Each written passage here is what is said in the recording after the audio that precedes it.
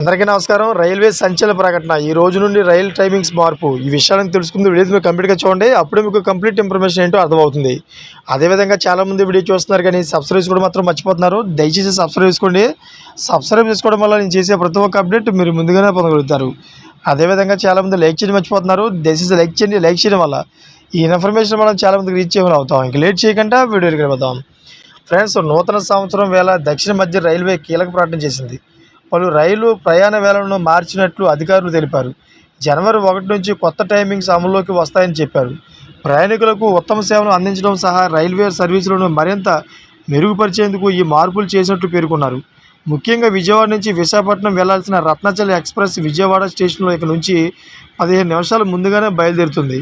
పాత షెడ్యూల్ ప్రకారం రైలు ఉదయం 6:15 బయలుదేరుతుండగా ఇకపై మారిన షెడ్యూల్ ప్రకారం ఉదయం 6 గంటలకి విజయవాడ నుంచి బయలుదేరుతుంది.